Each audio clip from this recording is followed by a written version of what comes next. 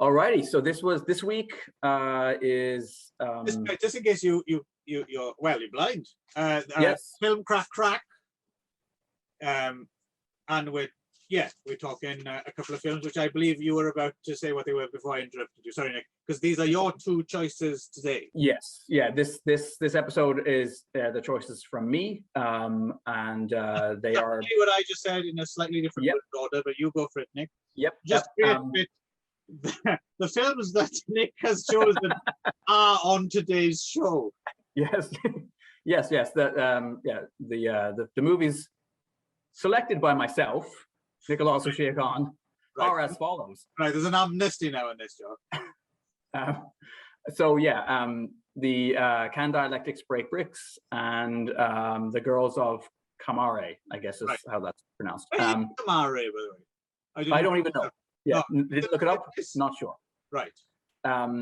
But both directed by a René Vianney, I think is how you say his name, French director, and a member for a while of the Situationist International. And I think to kind of talk about these movies, we might want to speak just a little bit about the director and maybe what Situationism was. Do you know much about Situationism, Clive? Hang on, I just realized I hadn't started recording on this device. Okay. But I am on this. Yeah, sorry, this is a backstory that the rest of you need not know. Mm-hmm. We're good now. Sorry, what was the question, Nick? So I was going to say, I thought maybe we should situate ourselves relative to Situationism. And so just to talk very briefly about what that was before we get into talking about the movies. But I was wondering, do you know much about Situationism yourself? Well, it's interesting. It's a phrase I'm familiar with. I kind of had a vague notion, but then I realized I don't really know what Situationism is. And then I went and looked it up, and I realized it's one of those kind of interesting things where most people are actually probably very well aware of Situationism, but they just might not know that's what it's called. It's kind of something that seeped into wider culture. The thing that jumped out at me, and we'll get a bit more into specifically what this is, but the one thing of Situationism which I think is probably prevalent now in meme culture is this determent, or however you pronounce it, right? Yes. Where you take something from the mainstream, from the capitalist world, any major piece of iconography, and then turn it back on itself. And I'm thinking, isn't that meme culture? Isn't that basically just taking something and then so that seems to have been the Situationist I don't know, a tool or thing that seems to have prevailed above all else. Yes, yeah. In the modern world. Yeah, and I think too, Guy Debord's book, The Society of the Spectacle, has ended up being more prescient and more relevant, or like sort of useful now maybe than it was when it was published. And that's kind of an interesting thing. That doesn't often happen with books of theory. They're seldom more relevant 50 years later than when the day they were published. But his is one of the very few books that I think probably is more relevant now than it was when it was published. But basically, but you can imagine if there was a Rip Van Winkle-like figure who fell asleep in the 1960s, woke up today and went over to a young teenager on their phone, kind of rebranding a meme, and he said, "Oh, my dear fellow, I see you've read the works of Guy Debord." That teenager would look at them like, huh? Like, yes, yeah. You know what I mean? Like, people are not aware of that's what the lineage is, I don't think. Yes, no. And so, I mean, the lineage itself comes through Dada, I think, first. Your father. Yes, yeah, my dad. Yeah, he started the whole thing. Hell of a guy. Yeah, surprisingly, progressive and out there gentleman, my dad. Yeah. So yeah, we begin with the art movement, Dada, Marcel Duchamp, those guys, who kind of respond against the horrors of World War I with this idea, well, if the world has gone mad, then the only sane response is madness, right? So their art tends to be prank based, and they really do a lot of that stuff first. Pulling urinals out of public washrooms and putting them into galleries and all that good stuff that the Dadists did. And then the Dadists kind of move into being the Lettrists, and the Lettrists are kind of an intermediary stage, and then you get the Situationists. So they I think Guy Debord was a Lettrist, and then he sort of broke off and formed the Situationists. Not to be confused with the group that we belong to, of course, the Lecturists. Yes, that's an entirely yes. Although I'm sure when we get to the second movie we're talking about today, that would be a good seminal text for the Lettrists. There's two big texts, I guess, that come out of the Situationist International. There is Society of the Spectacle by Guy Debord, and then the Revolution of Everyday Life by Raoul, and it's Vanagem or something like that. His is the more obviously kind of like balls to the wall, let's wreck everything.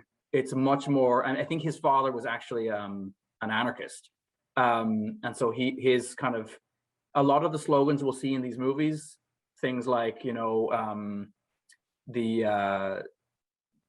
world won't be happy until the last bureaucrat is hung with the guts of the last capitalist. That kind of stuff I think comes more from his thing, whereas I think Guy Debord was more the what's that word? Theoretical guy. Right. By the way, we have lost about half the audience who tuned in with the promise of naked Japanese schoolgirls. We'll get there. They're on the way. We'll get there. We'll get there. We just have a little work to do first. Yes, before we're rewarded. Yeah. Yes. It's the treat at the end of the Brussels sprouts and. Yes. So basically, to cut this short, so the Situationists had this idea that basically commodity capitalism was becoming like, so after the Second World War, all this stuff becomes available. Everyone starts buying it. You still have to go to work. You still have a crappy job. You're still alienated. Your boss is still mean to you. But now you can make yourself happy by buying stuff, right? So you buy stuff. But then bread and service, even further. But Guy Debord has this idea really early on that it's not even the stuff that matters; it's the image that you think that your owning of the stuff projects now. So like, I'm a guy who smokes Marlboros. I'm a guy who wears Wrangler jeans. I'm a guy who listens to this kind of music. I'm a guy who buys, that the image becomes more important than the product itself. It takes the place of the product itself, and so and arguably takes the place of the personality of the person. Exactly. Right. Yeah, you literally lose your subjectivity as you become just a walking. Which is alienation, I guess. Yeah. And exactly, and I think that now with kind of everyone curating their lives on Facebook and kind of Instagram and some losers making YouTube videos. Exactly. Yeah. It's like that. The criticism seems like eerily on the money. I think more than that with a lot of these things as well. It's not just that the message is prescient and on the money, and also a certain amount of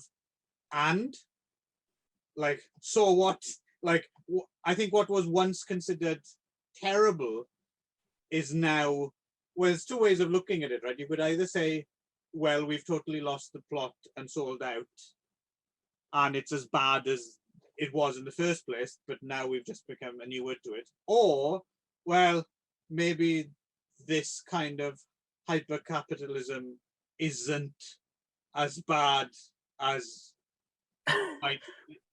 you could go either way with it, right? Sure. I do think that if there's a human misery index, that it's probably at an even worse place than it was back then. And in terms of that, I think. Although I would say that you might change your views if you were dying at 40 years old of something that can't be. So there's Yeah, two yeah. sides to the coin, right? There's levels for sure, but I think that who's that French guy who writes those really depressing books? Houellebecq, is that his name? Welbeck. Houellebecq, yeah. Yeah. There's one of those books where he describes like this experiment they did where they would put birds in cages and then kind of slowly deny them the things they needed, like food, and what the bird does is begin to preen obsessively. Right. Because it can't get the things it actually needs to survive. So instead it looks to some secondary source of comfort or happiness. And it's hard not to see so much of what people do nowadays as some form of that. There was a similar one with rats as well. There was an overpopulation experiment where they kind of started with 6 and they let them multiply basically, but didn't increase the amount of space they were in. And quickly they discovered that some of the male rats became super aggressive and would just kind of fight constantly and fight to the death. The female rats became totally neurotic and unable to have children, despite actually, having sex with the male rats, but they couldn't have kids. Right. And a subsection of the male rats became like super obsessed with their looks again, like preening and kind of like, and sort of separated off from the fighting male rats. And again, a kind of a fascinating, like when I think about Japan. Does cheese look good? Does it suit? Is it the right cheese for me? Should I eat cheese? Yes, yeah, exactly. Yeah. Does this fit my image? Well, what will people think about me? And so, when I thought about like the overpopulation in a place like Tokyo, and you think about the declining birth rates and the kind of lack of human contact in a way that seems to be coming up in those, younger generations. You might have gone a step too far here, but I see how you might have, but it's a bit dot to dot. And the other thing, I think that presupposes a very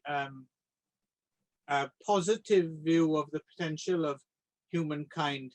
I'm wondering if sometimes a lot of humankind hasn't given up, so-called, higher happiness for a lower form of it because they prefer it.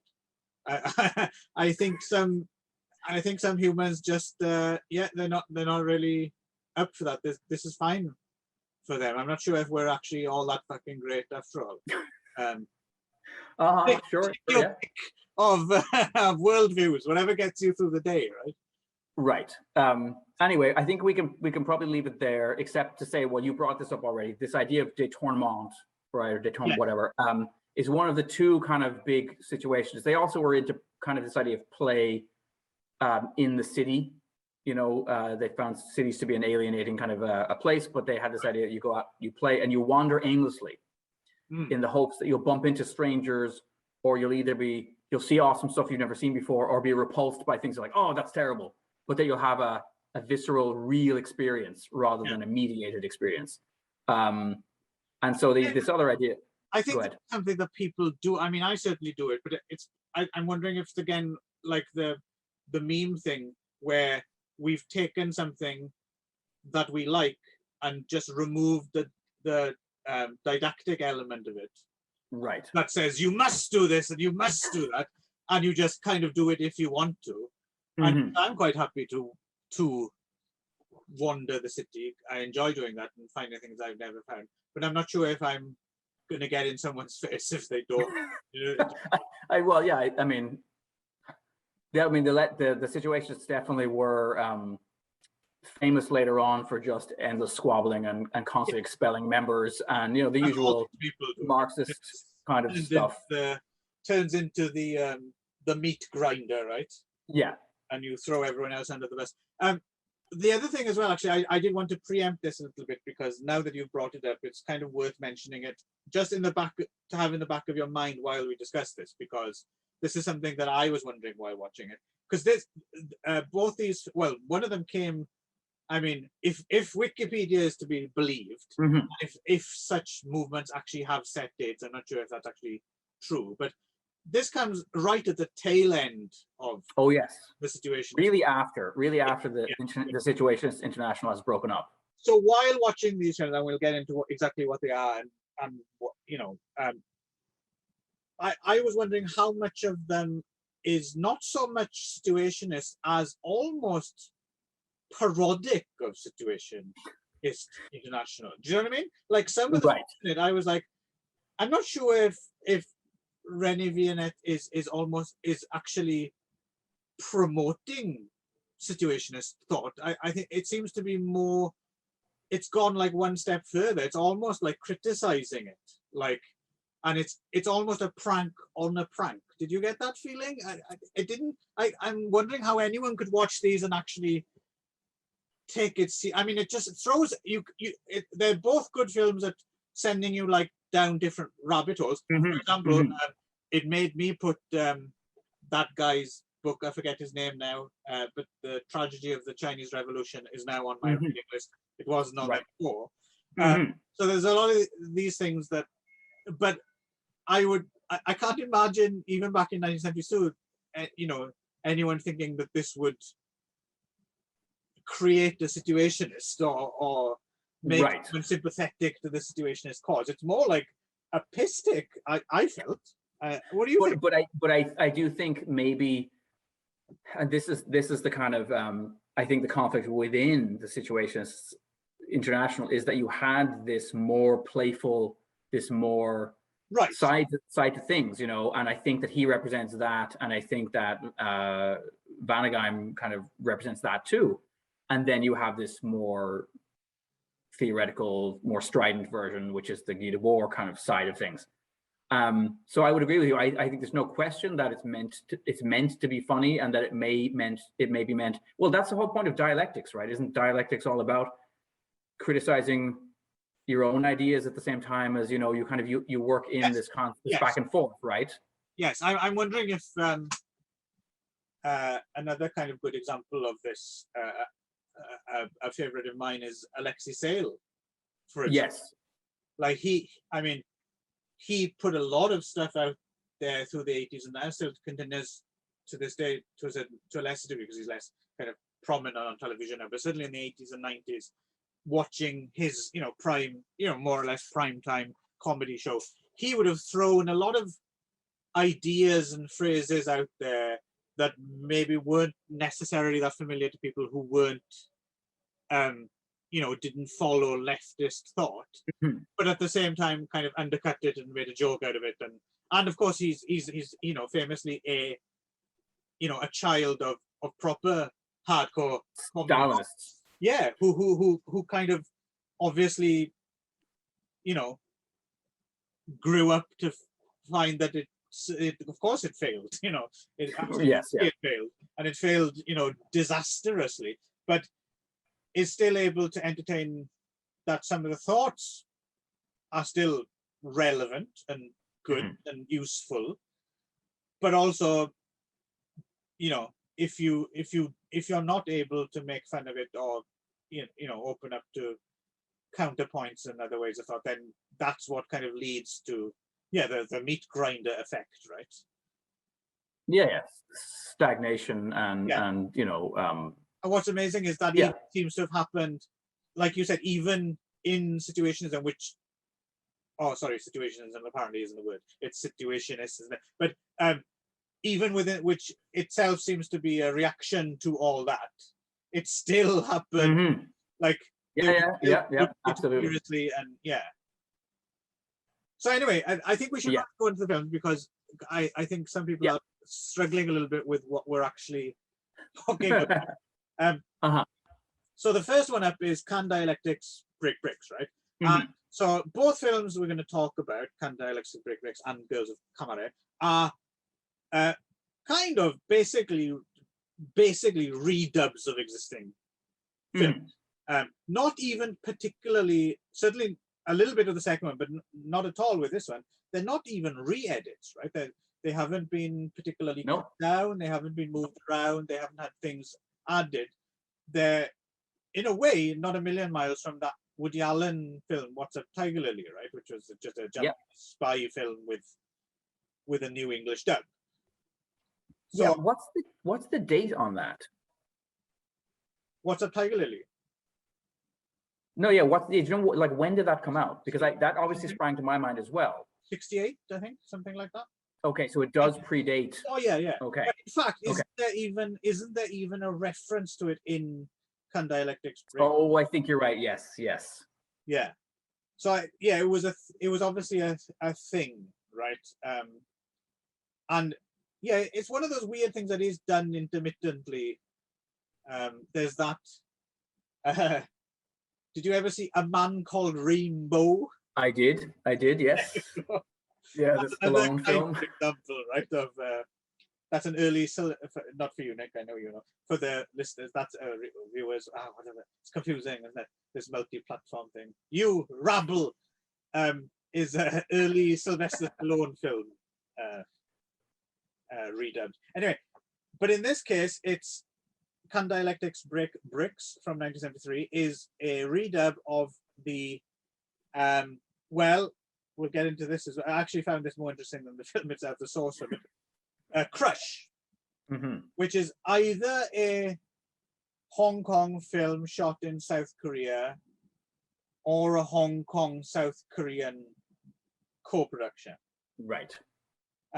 Which is listed over at the Korean movie database as The Right Way or Jongdo. But the print we watched on YouTube, which I think was in Mandarin or Cantonese, I'm not sure, seemed to be from a German print, right? The title was Huang der Unschlagbare or something like that. And apparently did exist in a English dubbed print at some point, but is not largely available now. Although, did you notice someone on YouTube in the comment section claims to have a 35mm English dubbed print? Okay. But they're not sharing it. Yeah, thanks. Useful. Yeah. So for the purposes, obviously, Rene Viennette took this film and so we'll get to what he did with it, but we'll just talk vaguely, quickly. Yeah, you can pretty much figure it out without needing to actually. Yeah, no, it's it's Japanese bad guys, all bad and horrible, and stepping on people, literally stepping on people in the street, like walking over them, and tackling. And horrible, and then Jason Pipio kicks their ass. That's kind of it, right? It's super patriotic kung fu or taekwondo film or whatever, nothing. But I have to admit, not bad, I thought. Very much in this early 70s kind of basher vein. I was going to ask, would this count as a basher? Because certainly, the fighting is pretty much savage and. Yeah, punch and block, kick and block. Lots of kind of blows and nothing kind of balletic or no shapes or no moving. Yeah, this is a classic basher. And the lead villain, the head Japanese guy, is apparently or was in Golden Swallow, which I know was covered by those fellows over at that Welsh-sounding kung fu podcast. Oh, those strikingly handsome, large penis men. Oh, that would be them, yeah. On foods, yes. Yeah, you can sense the size of their manhoods through your earphones, but you should wear earphones to really get a sense of the girth. You can hear the crotches straining over the airwaves. Yes, Chen Hung here. Yeah. Okay, yeah. And then this is also written by whatever his name is, Ni Kang, or however you say his name, the guy who seemed to have written 8,000 films for Shaw. Someone's been doing their homework. Well, I did look up the Good to see. Gold star for Nick.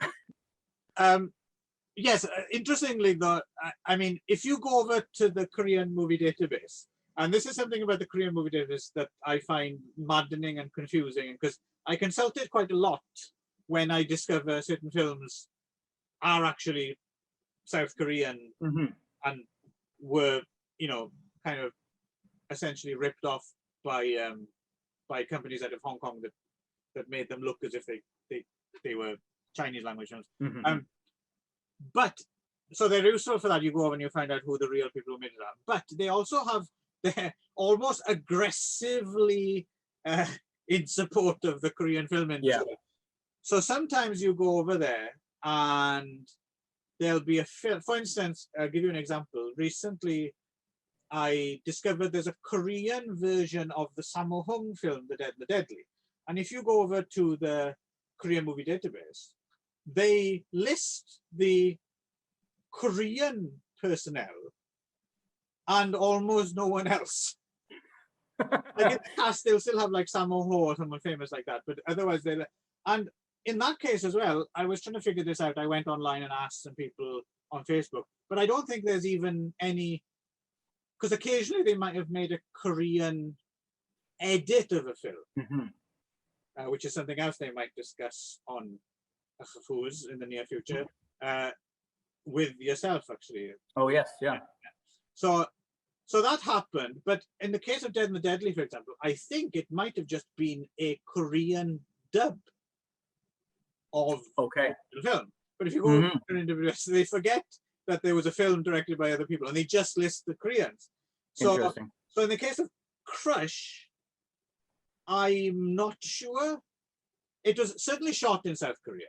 Yes, and there are some Korean actors. Yes, in the movie for sure. Yeah. Young Moon, for example, isn't it? He's kind of a big name. But whether it was actually co-directed by Kang Yoo-sin, who is the sole director they have over at the Korean movie database, right? Or to your point, written by Lee Kwang, but they have it listed as a guy called Yoo Il-se.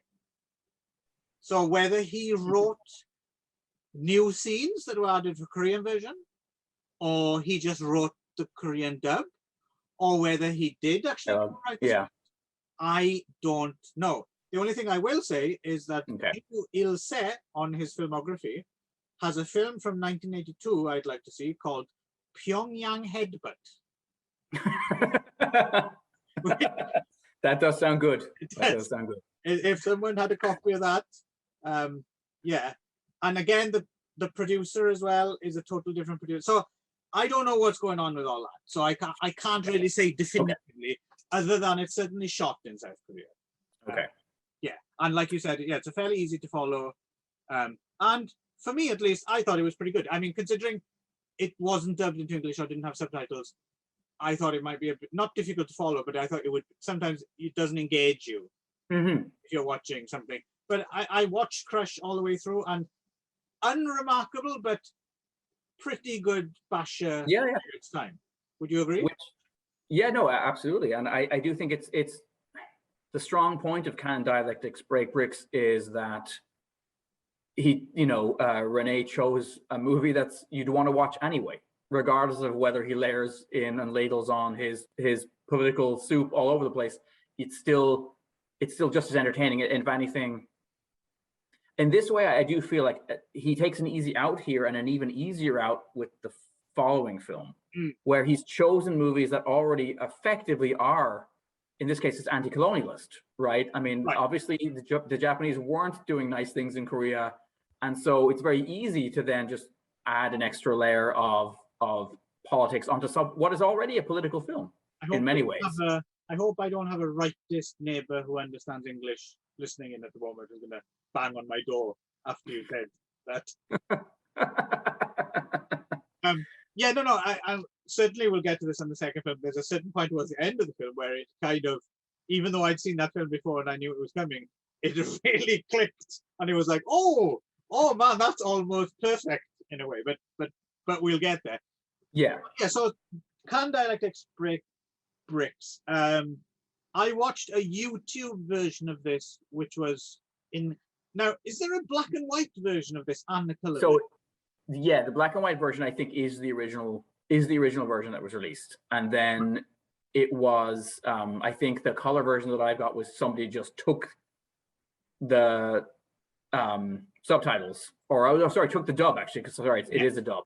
So they took the dub and they just added it to the a better print.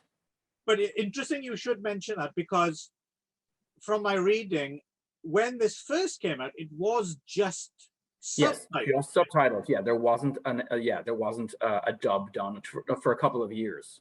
And then they dubbed it, which I think is probably preferable. I mean, I haven't watched it without the dub, but it kind of makes more sense if the whole thing is in French. Yes, I think so. Yeah, because I found it actually distracting with the other film we'll talk about. Yeah, because you half understand what they're actually saying. Yes. Yeah. Yes. So I actually think they did a pretty good job with the dubbing of this as well. So I'm getting the positives out of the way first. Agreed. Yeah, the mouths mostly match, and the acting is not particularly bad. Like there's reasonable line readings. So in the new version, the colonialist Japanese have been replaced by bureaucrats, right? Yes. And yeah, so it kind of plays out as the film has been. It's officially the first totally deturned film, Mm-hmm. and there's references to Budapest, Catalonia, Panjovia, Trotsky, Lenin, Durruti, Castro, Reich. I mean, you name it. And there's a lot of situationist jokes, if that's the word, or gags. And yeah, that's right. So you can add more to that if you wish. But just initially, because I'm very curious how this, because you've seen this before. I'd never actually seen this before. Yes, yeah. Many years ago, basically, I was in correspondence with Richard Porton, who wrote a book about anarchism in film, and we were trading tapes through the mail. I sent him a few bits and pieces, and he sent me. This is one of the things he sent me. I think it's mentioned in his book as well, because again, there is this relationship between the Situationists and anarchism, and the Situationists were sort of involved in the 1968 big Paris uprising, and so yeah, I watched at the time, and I probably watched it. My eyes were different for sure, coming back to it 20 years later, not necessarily being so fervently political as it was, and maybe having more sympathy for the films that are being, in this case, like I particularly happen to love the second film we're going to talk about in its original form. And I haven't seen Crush really, in its original form, but I feel like it seems like it's a worthy enough film as well. So immediately there are some questions you have about, well, is it okay to do this? You know what I mean? And by that I mean does it show a lack of respect? And is it specifically like, well, we can do this because these movies are Asian, like somehow they're so they're. But that said, having actually read a bit more about Rene, he lived in China. Yeah, no, he was a sinologist, right? I'll be honest with you. That was I know exactly what you're saying, and I can see how that could be considered problematic. But in the case of these two films, that wasn't a massive problem for me. I didn't feel as if, because it's not as if René Viennet, made his fortune, Yeah. And the movies are not racist in any way either. I mean, like they're not, you know what I mean? No, like they're more sexist than anything else when we come to the second one, I think. But yes, and there's an outrageously off-color part where our hero appears to proposition an 8-year-old girl or 7-year-old girl, which I couldn't understand. Was that just again shocking the bourgeoisie? Like, what was the intent behind that, or was it a joke? That's a strange. I hadn't remembered that at all. It really jumped out as a kind of a gross little belch. This time I was like, oh Jesus, that's weird, because this guy's our hero. Also, in line with that as well, the other thing, as well as all the references and stuff, there's also a lot of swearing. At least there's in the subtitling. There's a lot of cunts and things like that. Sure. But I suspect that those are exactly like because the French word that they're using is that word. So talking, smoking ass de champ thing or whatever, right? Who was there before Lulu's talking ass? Exactly. Is that a situationist? Well, no, that would be something else. I guess you could argue that that's kind of maybe he's turning kind of modern myths and things back on themselves, and I never thought of Jess Franco in that vein, but I guess kind of. I think there's a revolution. There's some sort of revolutionary, subversive, certainly subversive bent going on in almost everything he did. He's got a beret in his cupboard. Let's put it that way. Oh yes, yeah, for sure. dead now, of course. But yeah, so before you get into it, because I am very fascinated to know how this played for you as a young radical and compared to now. But for me, for my kind of opinion out the gate, I had heard about this film for years because it's even mentioned in the Monde Macabre book, if I remember correctly. And I think I even had a copy, like on a hard drive for years and years and years and years. But to be honest, whenever I thought about sitting down to watch it, it was always like it seemed like a really thin joke. Like I always thought, right, this is going to be funny for about a minute. Mm-hmm. And so I was never really that compelled to watch it. So I'm quite glad you chose this because it kind of gave me the impetus to actually watch it for a change. Because I am glad I saw it. But yeah, it is probably for me. I mean, I'm glad I've seen it. I'm glad I know about it. I'm glad it exists. And I kind of see the value in that way, like I said, with akin to Alexei Sayle, where you kind of throw some ideas out there, but then sweeten the pill with kind of comedy and stuff. But this isn't very funny, is it? Like it alludes to things, but it's kind of, it's like the Wong Jing approach of making a reference to something, but there isn't actually a joke. You just make the reference, and that is the joke. Yeah, and that's hidden. I mean, there's a certain. I suppose there's a certain amusingness the first time you see a dubbed kung fu hero, say something like, well, I was just thinking about the dirty column, or something like that. There's there's a slight kind of sniggering, which it was genuine as well, not just a smug like I get that, I get that. But there's a lot of that in there as well, isn't there? Like yes, there's a lot of references I have to admit went way over my head.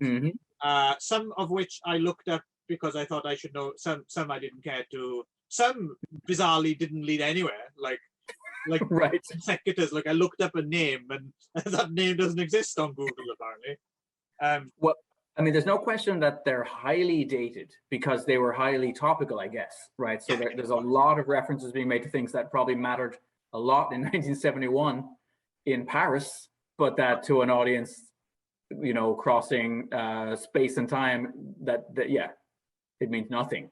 Right. Oh, did we stall? No. I thought you were gonna say something there. Well, what I wanted specifically, I mean, obviously you talk about whatever you want, but specifically before you get to that, because I'm very curious. I'm wondering, was there a big difference between when you saw this for the first time and seeing it now? Or? Yeah. Okay. For sure. The first time, what you're saying is exactly right. There was an element of just recognition, the amount of, particularly like, again, although the Situationists were like radical Marxists, there's an awful lot of anarchist names thrown out here, whether it's Nestor Makhno from the Ukraine, who fought against the Bolsheviks. There's a lot of that, again, when we read, oh no, we didn't read that, but those guys that literary spec thing, those fuckers. They read that Homage to Catalonia book. They can't even edit their shows properly. That's true. Yes, or even record them. Sometimes I hear. No, honestly, they are just a couple of Audusans, very confused. So yeah, not much OG as OG, right? Yes. You know what? This is a total aside, but I remember distinctly the first time that word was ever used to describe me. Like it was it was great. I was walking down the street. It's a wholesome time in any man's life. Yeah, it's very interesting. Some people who don't know, Oji-san is Japanese for like older man or uncle or uncle or old fella. Yeah. Geezer. Owl fella, as it would be in Ireland. Yeah. So geezer. Yeah. So we were and not the cool like Cockney geezer. No. This is the collect Social Security. Baldness geezer. Yes. So yeah, I was walking down the street and these two little girls started shouting, you know, Oji-san, Oji-san. Yeah. And I looked like, Where's the old man? Like where's the old man there, you know, like, yeah. And then I caught their glance and they were looking right at me and I was like, mine is actually even worse. At least you had a couple of like, they were like girls. Kids, they were children. Yeah. In my case, I came out of my local company, grabbed the wrong umbrella that looked like mine, but was obviously someone else's umbrella. I was walking down the street and someone went, Oji-san, Oji-san. And I turned around and there was an Oji-san calling me Oji-san. An Oji-san, a good decade older than me, clearly just saw my bald spot and thought, oh, there's a fella older than me. That was pretty crushing. I didn't like that. Oh, sweet Jesus. I almost fucking took off with the umbrella, but I didn't. I remember giving it back to him, you know. It wasn't done with kindness. No, you should have sprinted off with it just to prove that you're no. I could run, motherfucker, catch me. Unfortunately, he probably would have caught me up. Yeah, those old feckers they're fast in Japan. Yeah. But yes, anyway, so the first time I watched it would have been lots of that recognition, lots of that kind of pleasure of like getting the references, you know, or of just laughing, because some of the dialogue it's bizarre to hear it in the context, you know, or just the way that everyone responds, like just bureaucrats used rather than, you know, whatever else. Like, right. The bureaucrats are coming, you know, like they're here to drink our sweat, you know, like there's a certain surrealism in the same way as like Monty Python, like when they had, you know, little old ladies talking about philosophers or something. Yes. Is that weird kind of half genuinely funny, surreal, half just smug? Yes, yeah, exactly. Kind of thing. And to be honest, it's not too grating here. It's just not particularly funny, but it didn't actively annoy me as I thought it was going to 5 minutes in. Because I was kind of enjoying Crush. Yeah, it's a good way. As I said, I think it was a very smart choice to wed, and as I said, you know, in some ways an easy choice too, because the movie itself has all of those elements kind of in it anyway. Yeah, and it's very abstract. I mean, if you take away, obviously it's particularly expansionist Japanese villains in this, but it's a very abstract good versus evil. You know, you could watch this with no sound. Yeah, exploiter. It's just exploiters versus the exploited, right? Which is a pretty simple, not the band with Waddy. But that's a film I would like to see. Waddy from the exploited versus toe to toe. He'd probably take them as well. He's a scary. Yes, yeah. Cities! But I mean, one of the opening scenes is, you mentioned before, is that guy gets trampled, but you know, the kind of the voiceover tells us, you know, he's an imbecile with a stack of petitions, justly trampled, you know, by services that, like, how, you know, like the idiocy of attempting to go through proper channels, you know, these kind of things there's something entertaining and kind of, you know, and then there's also these kind of quasi-Brechtian things of like just narrating what we're seeing, like young proletarians seen through bamboo, you know, which. And I think that's kind of what saves it a little bit as well, I suppose, is, like you said, there's that element of maybe not taking itself too seriously and kind of poking it fun. Right. And also drawing attention to the fact that it is constantly drawing attention to the fact that it is a media construct and that it is a movie. Like people telling, like, don't worry, the movie's just starting. Like, which again, there's lots of time left. Why I think it's less problematic that they've appropriated something else. And even that stuff as well is, because when you say that out loud, that sounds so dated, right? That sounds like the camera suddenly turning around to reveal the film crew at the end of Holy Mountain thing, or, you know, that kind of. But it's not too. But oddly enough, this thing is always kind of, it's a tonal thing, I guess, like whether it works on it. But so this time watching it was less. Yeah. I got less of a kick because I kind of knew. I had already seen the joke. It's not something that was going to hold up to repeated. Yeah, no, I don't think I'm going to put this on again next Saturday night for a laugh with No. beer. Oh, I'm in for a good time. I mean, I chose it. You know, it's a one-time, one joke Yeah. only kind of. For sure. I think, I mean, I chose it because it doesn't seem to have had a proper DVD release, which was originally our brief for the show, was like, this is not something, and I'm not sure why that is, if, you know, because it's definitely out there. I mean, I was able to grab it off of a place where I grab things. Right. And then I've noticed it is on YouTube, right? So somebody's put a print of it up on YouTube. But I think it's the black and white print. A place where you grab things isn't the train, right? No, that's not the train yet. Thank God for that. So no, the color one is up on YouTube. yes, but like I mean actually like Can Dialectics, oh sorry, it's the color version like of Can Dialectics Break Bricks that's on there. Okay. And it's probably the best quality version there is, I'm guessing. It claims 720p. Oh, I don't like, no, that's not 720p. But it's probably as good as you can get it to look, right? I would right. imagine. I don't know if René Vianney is, you know, actively. I don't know if they ever show up at like festivals or special events or anything anymore. But I don't think so. I mean, it seems to me that basically he did a couple of documentaries after, I think. But then, yeah, I don't think he particularly followed up. Keen to see is on Mao, right? Mao by Mao, where he used his own words. Because again, without having, I read René Vianney has a rather extensive Wikipedia page. I suspect maybe written by him. Yep, I think so. But it was still quite interesting. I have to admit, reading that, I did find myself more interested in the man than just these two films would have led me, I think. And his documentary sounds quite interesting because he's not pro Mao. No, not at all. But the fact that he used Mao's own words so that's kind of an interesting construct, right? Because you wouldn't necessarily think that's the way to do it if you were going to criticize someone. So I'm very interested to see that. And he did another one called Peking Duck Soup. And also, just going by his Wikipedia page again, I was talking about rabbit holes. It did send me off in some interesting directions. There was like other filmmakers who he's promoted. I forget the name, but there's a film called Chinese in Paris. Do you know about this? No. Paris is invaded by communist Chinese. Okay. It sounds pretty interesting. I managed to find a copy.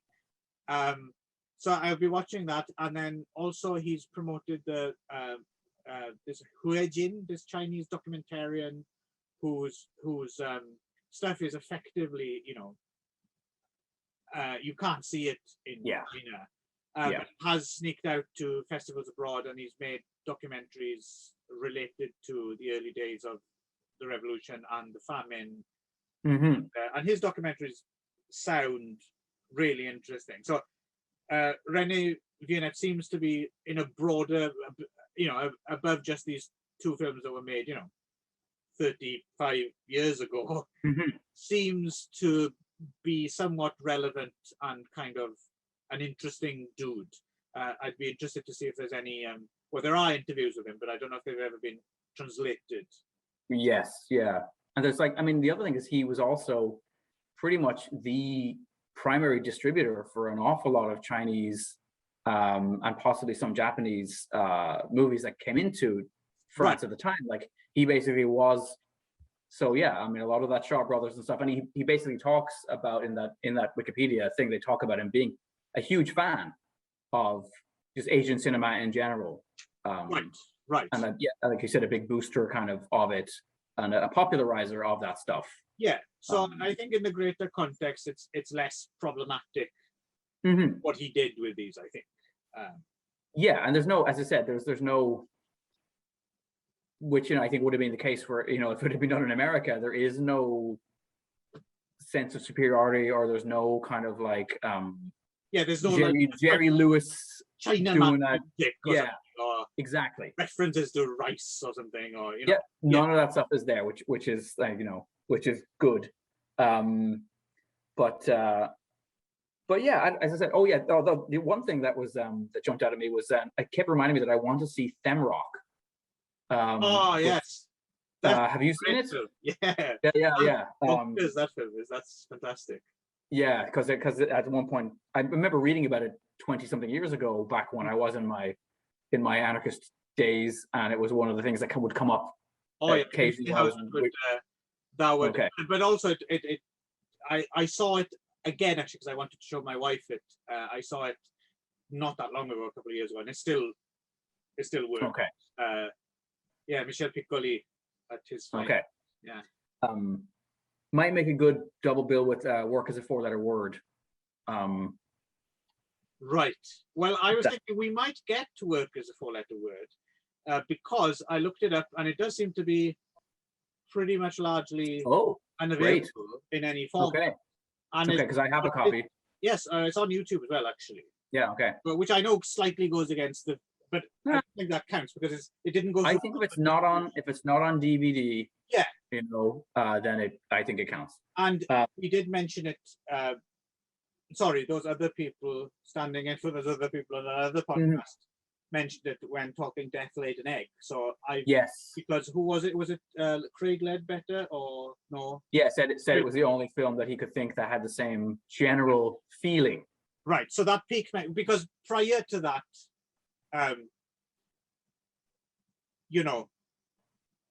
if you see a film from the late 60s and it's got David Warner in it, and it's called Work is a 4-letter word, you're like, yeah, that's dated hippie shit. I don't need to be bothering with separately.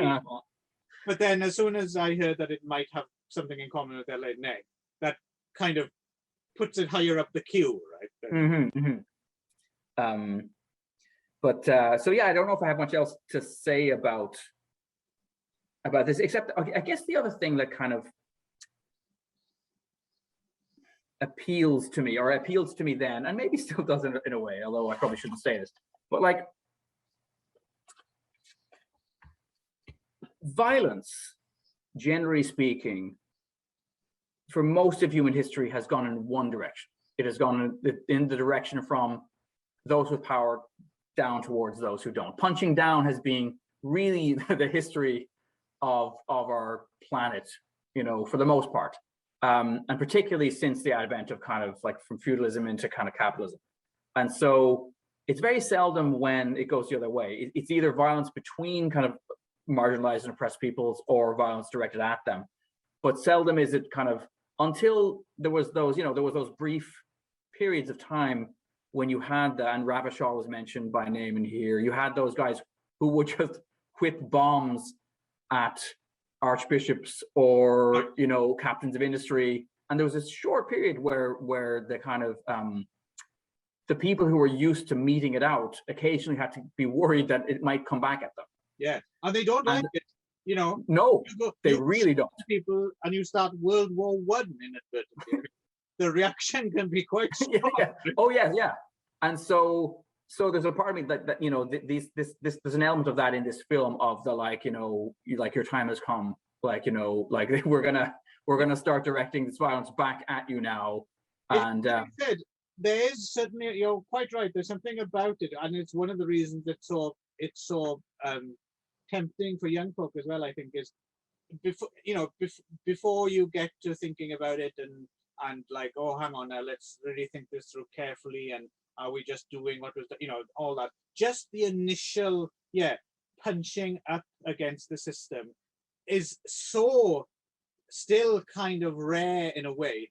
It remains exhilarating in any context, in any underdog context, that remains exhilarating. And it's amazing because it totally clouds the judgment as well, right? It totally clouds the judgment as to whether this is a good thing or not. And you could argue back and forth all day long and case by case whether it is justified or not justified. But you don't even get to that point of trying to justify it. Because it's so visceral. It seems primarily right, doesn't it? Yeah. I mean, how many Shaw Brothers movies that I've watched recently have basically that element, of the oppressed, decide to kick some ass, and direct some of that violence back up, and it's always through. Works. That's the interesting thing as well, and it's a good example of why something like Crush works in this example.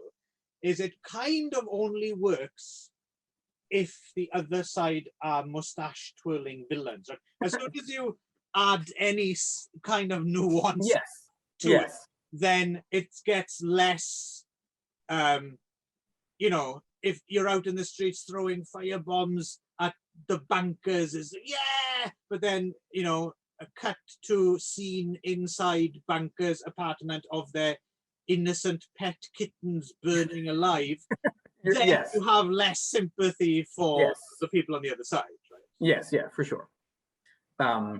Yeah, things are never as black and white as you might want them to be. Yeah, yeah. But as I said, I doesn't necessarily mean that should stop you from doing things either. I mean, you know, the phrase collateral damage is, if you think about it, is actually a neutral phrase. Yes, yeah. On which side of the argument you're looking at. So anyway, I don't know that I have much more to say about that, except that I think it's the more successful of the two, and I like it more because there's an outrageous claim made near the beginning of this, because I hadn't seen The Girls of Kamare before, right? I didn't even know that there was a sister film to Dialectics Craic until I discovered it while probably on Cinemageddon, and I think it's I put up the director's name, and this other thing came up, and I was like, oh, and it was released, you know, very soon after. But near the beginning, I think I might have even written this down because it annoyed me so much.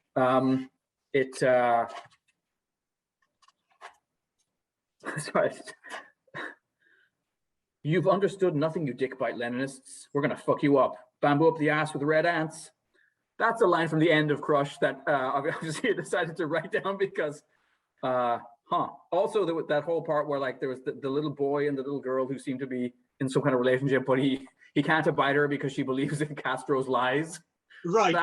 That part for some reason made me laugh. But then someone else steps in and goes, "Give her a break. She hasn't read what was it? Yes. Or something." Yes. Yes. Yeah. No, it's interesting. Like I said, it is occasionally amusing, but I think that it's just more than anything else, just because you very rarely see this stuff spoken in any form, really. I mean, unless you're in. Yes. So, well, the other thing is that I think that reinforces my suspicion that this might be at least semi-parodic as well, because knowing that I keep having to look up his name, Viennet was, you know, not exactly a pro-Maoist. The whole thing about bamboo up your ass and the red ants, I'm thinking he's not really standing behind that necessarily. Yes. So that's what kind of made it a little bit more interesting to me, I think, was the fact that it is kind of self-reflective and I'm wondering right. how that play. I'm wondering if when it was new, you know, it obviously played a handful of and a couple of real hardcore situationists turned up. I can imagine they might have actually taken offense, like, this is making fun of our movement, or, you know, even though we're supposed to be making fun of things, but we take it seriously. This, you know, people don't quite get it. I mean, like people who don't get the irony of this. All just a wide. This is going to seem like a stretch, but back in the 90s, being in a pub as a teenager, in a pub and one of these pubs that was like, you know, dubbed itself as like indie friendly, or you know, kind of where all the students went, and then 1 minute, you know, hearing a bunch of students moaning about, oh, everyone's listening to this, you know, everyone's listening to the same crap pop music and they don't think for themselves. And then 5 minutes later, they all sing along to an Oasis song. And you've just created an alternative mainstream for yourself, and you don't see it. Like, that always used to boggle my mind. Well, sure. I mean, and that's one of that's a sort of a situationist, comes out of situationist, but it's been used a lot in kind of critical theory ever since, the idea of recuperation, so that like you can like commodify your dissent, right? That capitalism can always find a way to package and sell anything, including the people who want to burn it all to the ground. I mean, I used to buy T-shirts with, you know, Molotov cocktails on them, somebody was printing, somebody was making money. Someone got a fortune from Che Guevara posters. Yes, yeah. Much to the annoyance, I think, of Jim Fitzpatrick, who's an Irish artist who actually created that image, one that's printed everywhere. But that's amazing. Isn't that amazing that it never occurred to, young student revolutionaries when they went into someone else's student dorm room and saw the exact same poster on their walls? There was no kind of recognition of, oh, hang on, we're not thinking for ourselves quite as much as we think. Anyway. Yeah. Oji-san rant over for now.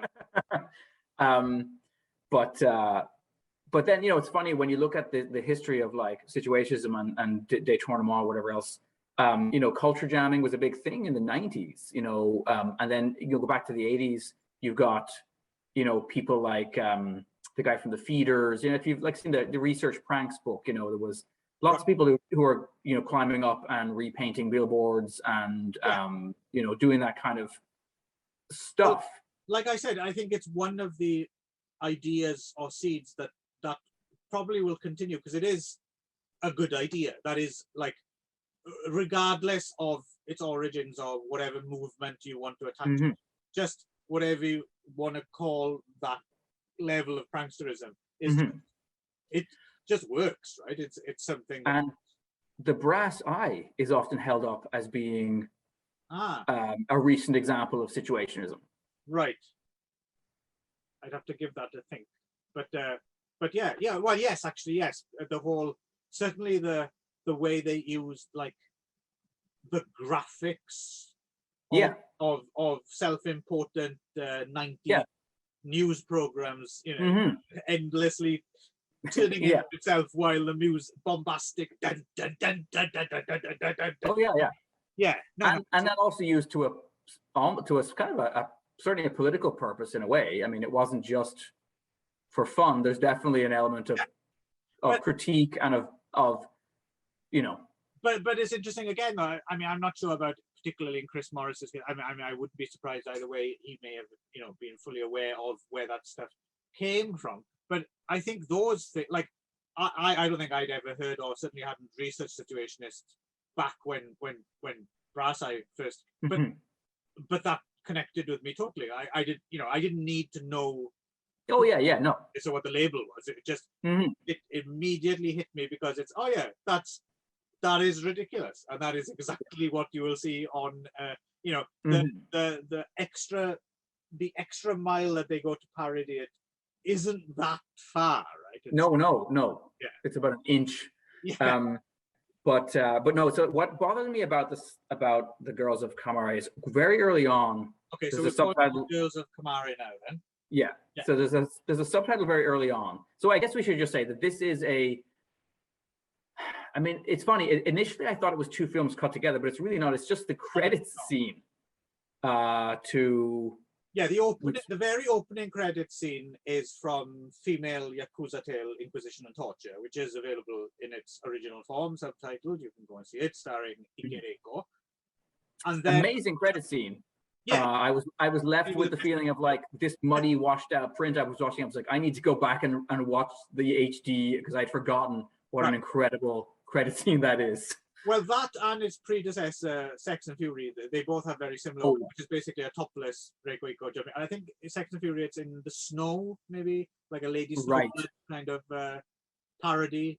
And then which one's got one eye? Christina Lindbergh in it. That's the first Sex and Fury. She's in the first one. Okay. Yeah. So actually, if you would allow me a slight digression, just because please do. Discovered this, just to throw it in there quickly. So Sex and Fury and Female Yakuza Tale are both based, even though you wouldn't really be able to tell from the credits so much, either in Japanese or in English, because it doesn't spell it out. But they're actually based on a manga by a guy called Taro Bonten, who's dead now. But he's a very interesting figure. I never knew anything about Taro Bonten. He's the guy who also created the character that the Rika films are based on, juvenile. Oh, okay. Yeah. So that's his creation. And he's been a manga artist, maybe secondary, and he was primarily a tattoo artist who was heavily tattooed himself, very much Okay. into the tattoo subculture. And recently, and I might have got in on it if the auction, not auction, the campaign has just ended. There was a, not Kickstarter, but some Japanese version of Kickstarter, who have just remastered a film he directed from 1978 and starred in called Irezumi, or Tattoo. Okay.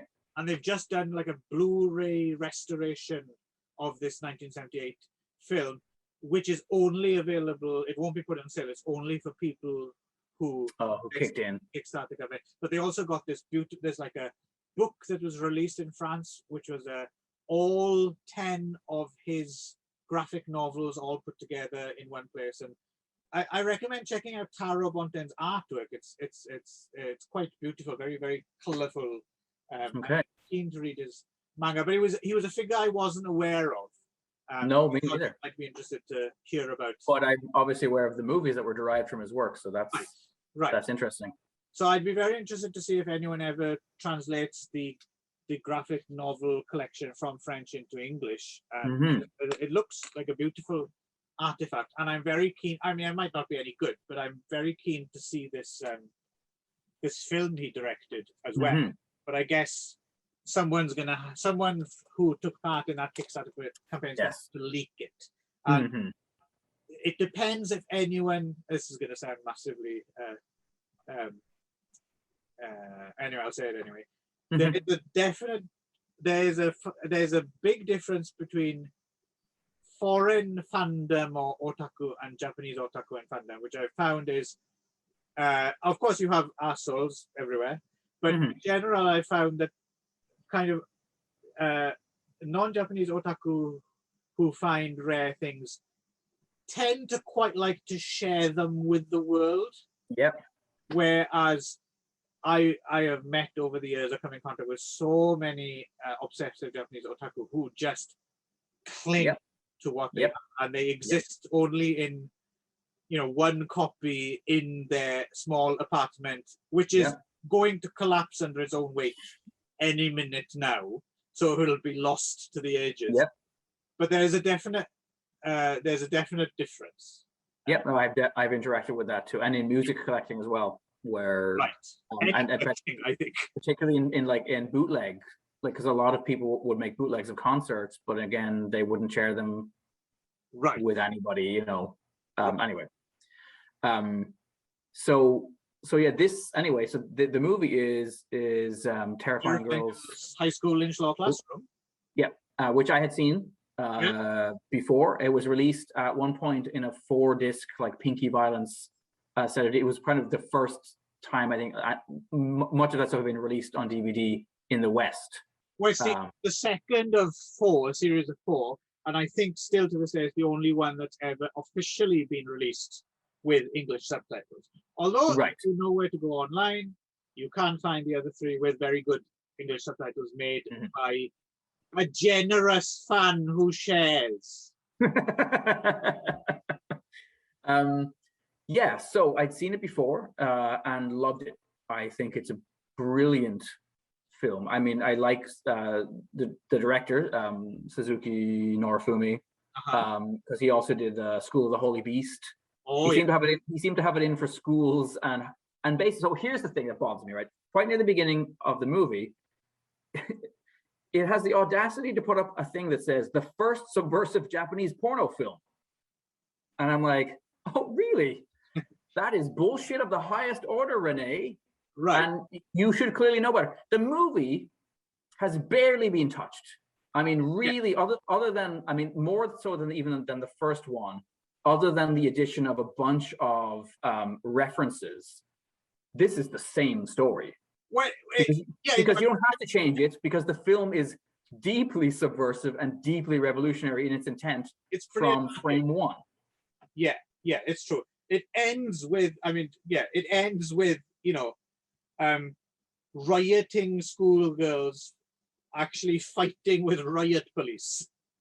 And it syncs up greatly with the new, because when it gets to that point of the film, that's what I was saying earlier. It syncs up perfectly in a way. It's like, oh, okay, there we go. It's almost It as looks like Paris 1968. Yeah, But then of yeah. course in Japan too, there was, huge student Yes. movements and lots of violence, and lots of street demonstrations. And yeah, so I mean, it wasn't, those scenes were not necessarily unknown to Japan, but the weirdness of all, and the extras, like all these girls who look like they're 15 in those scenes. Like you've got Ike Reiko, and the other actors who are older, obviously, Yeah. right?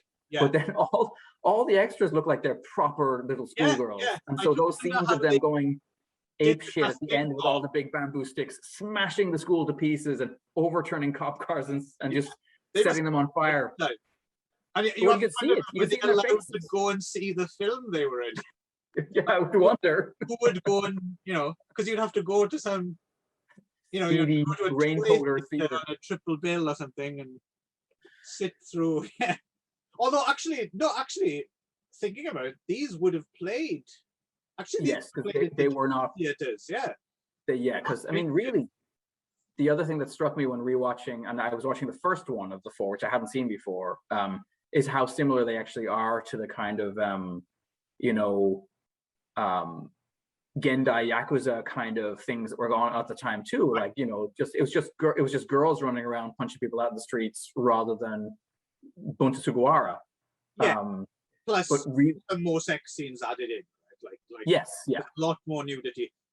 We should mention as well, just to reiterate, Terrifying Girls Lynched Law Classroom, is the best of the original series, I think.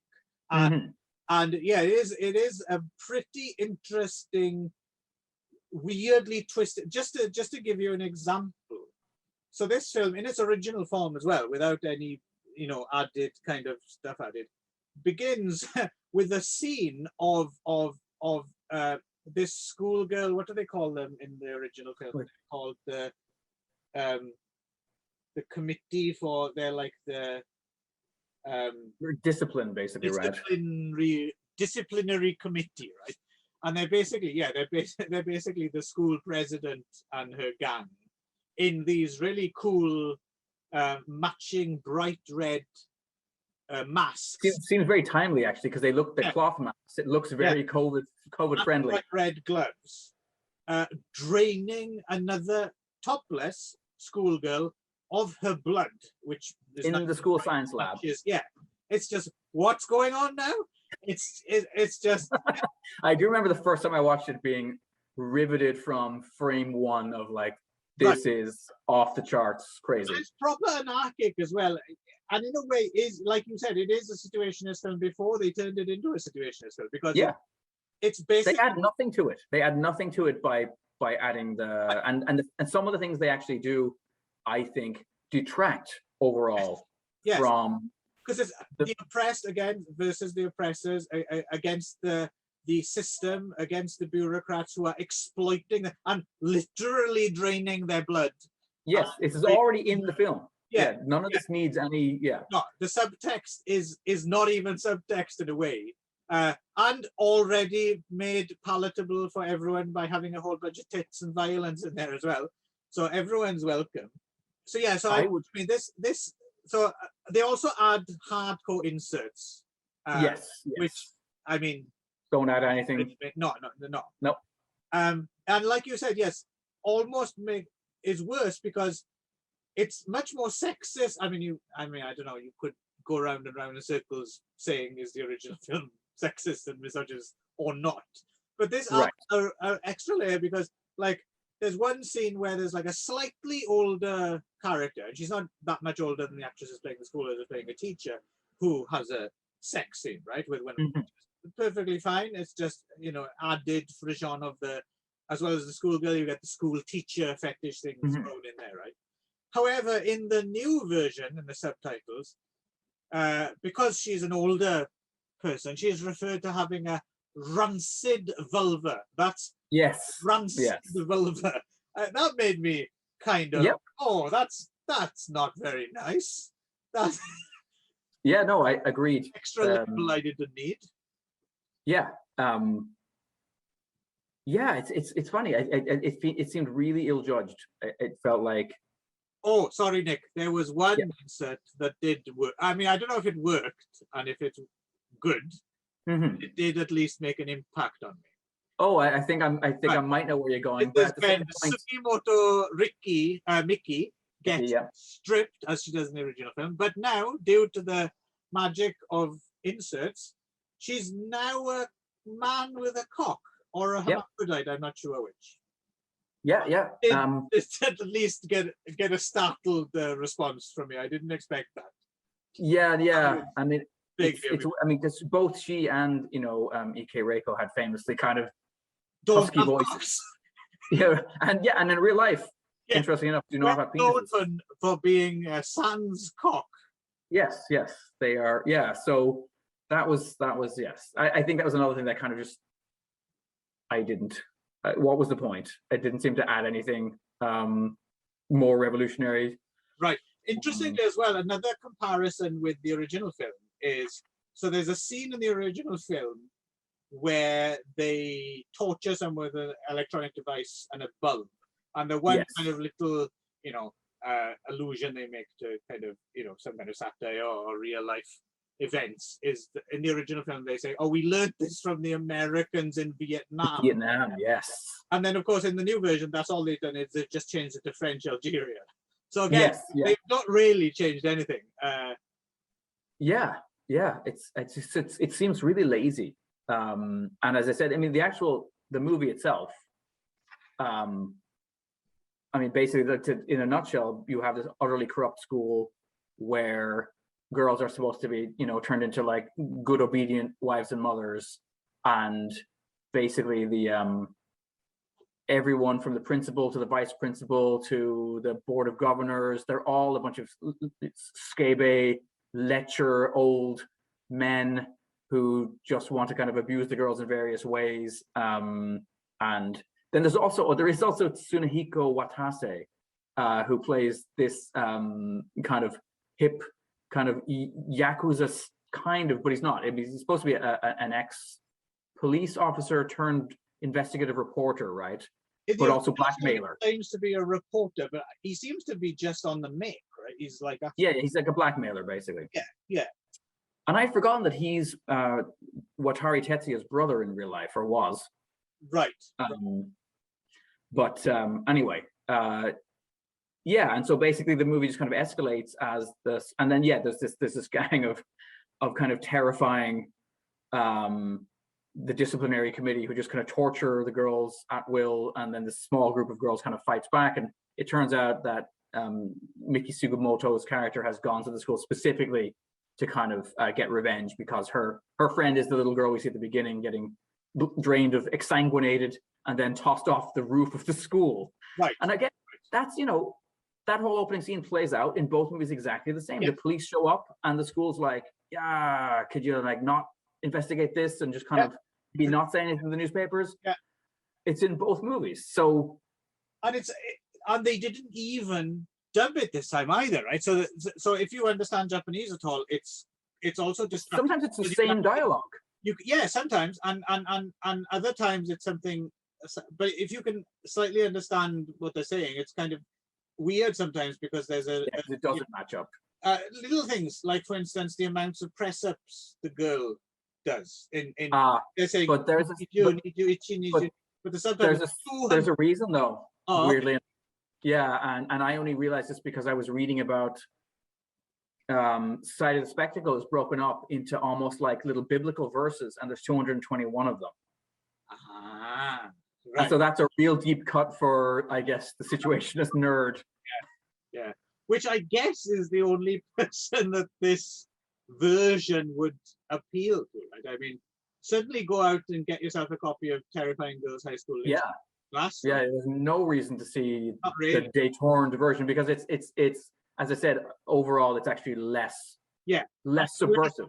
It's still like same as Dialectics, Bricks, very, very difficult to see, and you can't even see a version of this on YouTube, obviously, because there's pornography in it. So this one is almost impossible. So this is going to be difficult to track down, but that's fine, because you don't need to.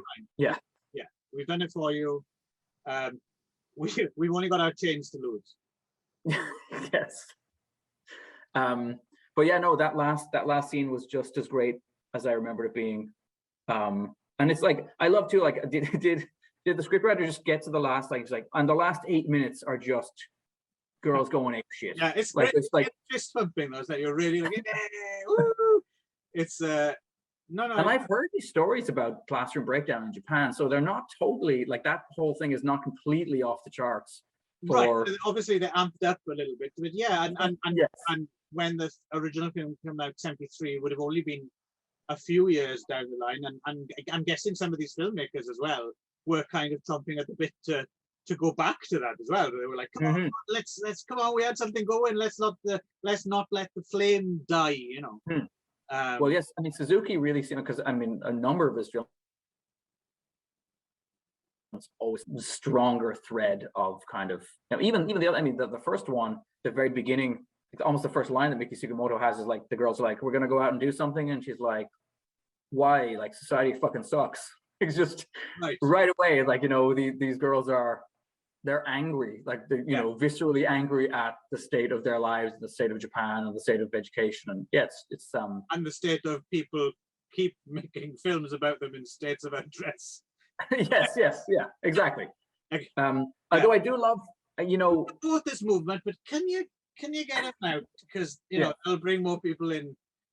Well, that's, again, like, I'd love to know, like, the punters who went there for that one especially, do they have any idea what they were getting into? That movie is just simmering with, and then it often is the lecturers who end up being the ones who kind of had the crap beaten out of them in that film, you know, like, so you kind of get both sides. You get the you know, it's the I Spit on Your Grave, I guess, of pinky violence movies. You get both, right? You get your prurients, and then you get your comeuppance for absolutely. The what's the point having a cake if you're not going to eat it? That's what I say. That's what it's for. The other thing I wanted to mention, insert wise as well, the one insert the other insert that kind of surprised me in terms of, like you said, in a way it is lazy, but in another way it's not, because they went to the trouble of doing it, but it's like, and who were those people? Obviously they were French, but there's one in the original film. They actually do, like, when they all seduce that teacher, so they blackmail him later when they there's a scene where they say, oh, put a rubber band on his cock and go down. And that is in the original, but you can't really see, like, you can't see there, especially in the poor quality version. So they could have just let it fly. They could have dubbed it over saying, or subtitled it saying whatever they like, but they kept it and then cut to a insert of someone putting a rubber band on someone's cock. Yes. So in some ways it's an odd one. It's in relation to the source film. It's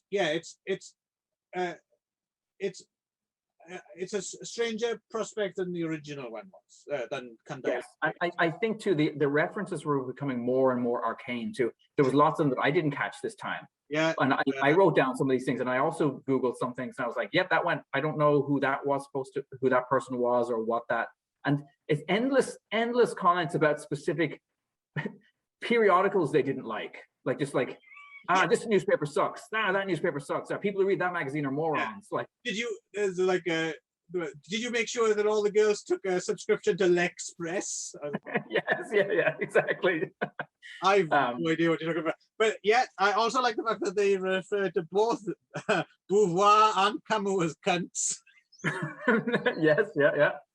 Although there was other bits, I mean, I laughed again, but more out of just, you know, what the hell? What the hell is this? Rather than it being particularly witty. Yeah, I wrote. I mean, Roland Barthes gets a Mival.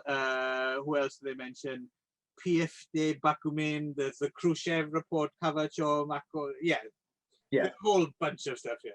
Although apparently that's what the Situationist International magazine was most famous for and most loved for, was basically that they published a kind of a profanosaurus at one point, of just a list of all the people that they had insulted and the lists of words that they had been called. So there's one like of Sartre, and there's like 19 different offensive things they called him at different points in the magazine, and they're quite funny to read. The French, sorry, childish. Yeah, but enjoyably so in a way. Again, they were like the Viz magazine of revolutionaries. Right. Well, I suppose in its own weird way, there's something a bit situationist about Viz. Like, top tips are very situationist, right? Sure. And really, I mean, in a way, they were kind of detorned Beano comics if they just drew their own characters, but they took all the tropes and then turned them on their head and kind of exaggerated them. Yeah. Was it is giant inflatable banana? That character is just, can I help? No, get the fuck out of here with your giant inflatable banana. But I need to read Viz again. I haven't read Viz in years. Oh yeah, no, it holds up quite well actually. I have a few annuals here that I come back to once every couple of years. A sausage. But I was going to say that you know, the life stories of those two, you know, that are kind of our two main pinky violence for Toei anyway. By the way, if you ever have a chance, if you live in Japan, and this is still on sale,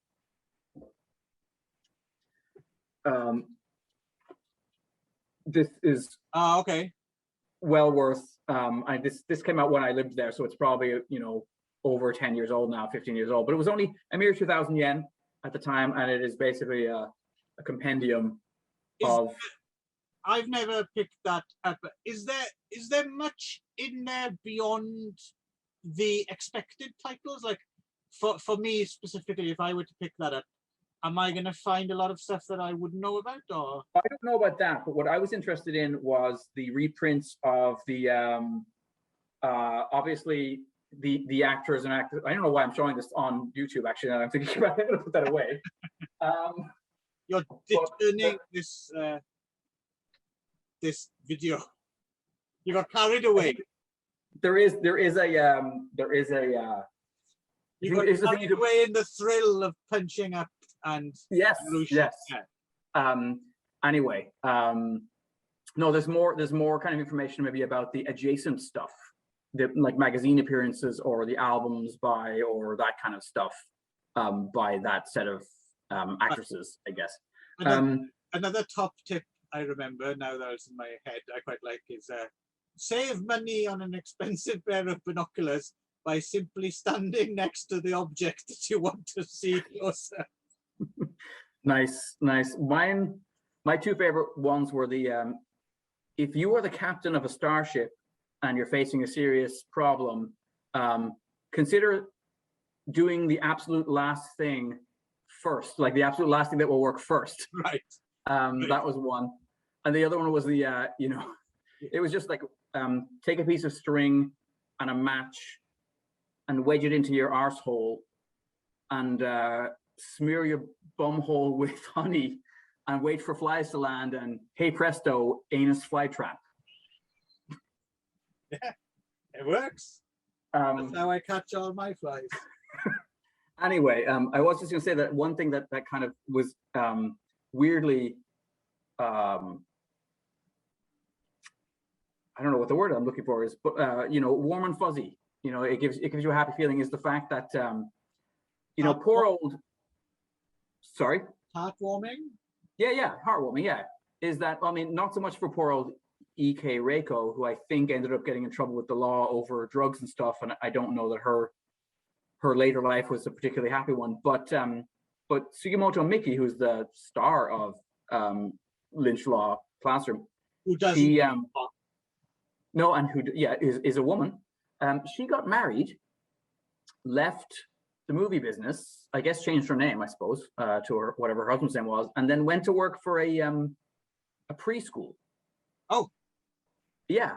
Around the same time, like within a year or two of doing all those movies, she was out and working in a preschool. And I'd love to have been a dad dropping off my kid to that preschool and being like, yeah, is that? Do I know you from somewhere? Yeah. A week after she joined, there was a riot. All these kids with a hose. Yes, yeah. Building barricades with the Lego bricks.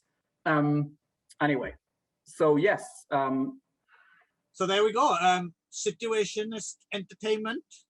Yes, yeah. I mean, I would say I you know, a qualified maybe check it out for Crush if you like your Chinese shot in Korean basher movies with a heaping ladle full of out-of-date 1970s political jargon. It's a bit of a niche, but yeah, there's me. Yeah. I'm not sure other than me who there is that's going to work for. Right. And then yeah, you don't need to see Girls of Kamare at all, but you probably do need to see, if you approach it with the an open mind and an open heart, and you're not easily offended, potentially, depending on your gender, and yeah, well, if you're Miki Sugimoto, we don't know which way that goes, right. Having seen this movie. But yeah, you don't need to see it. You don't need to see Renee's version, but you might want to see Suzuki's version. Yes. At least the last 8 minutes when those girls wreck the hell out of that school. Yeah, no, it's a lot of fun. I think that film in its original form, and that certainly does come recommended, because we won't be able to talk about it on here, because thankfully it is. You know, I'm guessing you can still get second-hand copies at a reasonable price. I don't think, as far as I know, there's no Blu-ray anywhere, and neither have I seen it turn up on any torrent sites in like a HD rip from cable or satellite in Japan. Although that's probably just around the corner. That's probably going to happen at some point, right? Somewhere there will be a HD version from the Toei cable channel or something, and fan will immediately put subtitles on it. So there you go. There could be a HD version being prepared as I speak. Never know. But anyway, you don't need it. I mean, standard definition DVD is perfectly reasonable. Right. I believe I'm rambling now. So I think we're good.